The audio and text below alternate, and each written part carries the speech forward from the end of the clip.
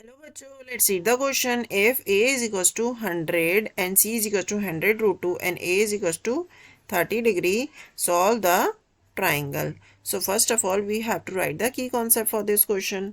So key concept is equals to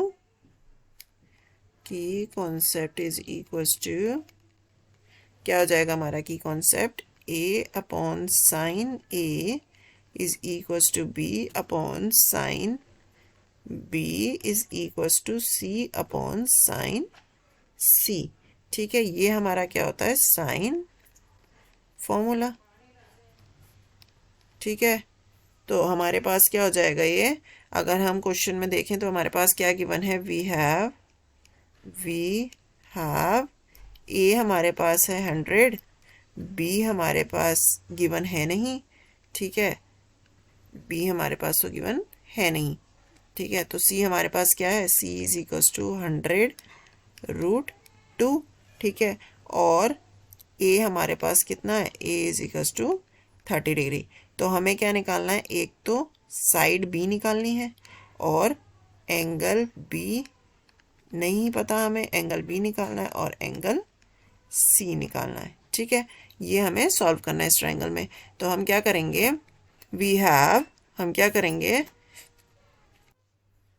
ये हमारे पास आ जाएगा ए साइन ए, क्योंकि हमारे पास ए भी गिवन है और एंगल ए भी गिवन है. ठीक है, और इसके साथ हमारे पास साइड सी गिवन है. तो हम कौन सा फॉर्मूला लगाएंगे? इसके इक्वल में क्या इसको रखेंगे? साइन अपॉन साइन सी. क्यों? क्योंकि इसकी हेल्प से हम क्या है? एंगल सी निकाल सकते हैं. ठीक है, तो ए हमारे पास कितना गिवन है? ए है 100 अपॉन साइन ए कितना होगा? Sine 30 degree is equals to C कितना है? 100 रूट 2 अपॉन साइन सी हमें निकालना है. ठीक है, तो अगर इसे हम देखें तो ये हमारा क्या हो रहा है? 100 से 100 कैंसिल हो जाएगा. ठीक है, तो ये हमारे पास क्या आ जाएगा? साइन 30 की वैल्यू क्या होती है हमारे पास? Sine 30 is equals to 1/2. तो ये है 1 upon 1/2 is equals to under root 2 upon sine C. ठीक है, तो ये अगर मल्टीप्लाई होके न्यूमरेटर में चला जाएगा. ठीक है, ये हो जाएगा हमारे पास 2 is equals to root 2 upon sine C. ठीक है, तो ये हमारे पास क्या आ जाएगा? Sine C is equals to root 2 upon 2. ठीक है, इसे जब हम कैंसिल करेंगे तो ये तो 1 जा और ये क्या हो जाएगा? रूट 2 जा.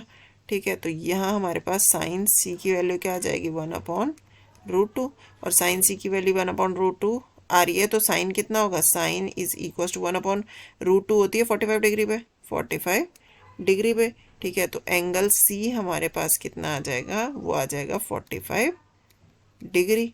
ठीक है, अब अगर हम एंगल्स हम प्रॉपर्टी का यूज़ कर सकते हैं. क्यों? क्योंकि हमारे पास एंगल ए गिवन है प्लस एंगल सी हमने निकाल लिया, एंगल बी हमें निकालना है. Angle C is equals to 180 degree. Angle A हमारे पास कितना था? 30 डिग्री प्लस एंगल बी तो हमें निकालना है प्लस एंगल सी हमारे पास कितना है? 45 degree is equals to 180 degree. इन दोनों को ऐड करेंगे तो कितना हो जाएगा? Angle B plus 75 is equals to 180 degree. तो इसके हिसाब से एंगल बी हमारा कितना हो जाएगा? ये 180 में से 75 माइनस होएगा तो कितना हो जाएगा? 105 डिग्री. ठीक है, ये आ गई हमारी एंगल बी की वैल्यू. ठीक है, एंगल सी मिल गया, एंगल बी मिल गया. अब निकालना है हमें साइड बी की वैल्यू नाउ. ठीक है, साइड बी हमारे पास कैसे आएगी? A upon sine A is equals to B upon sine B. ठीक है, तो ए हमारे पास कितना था?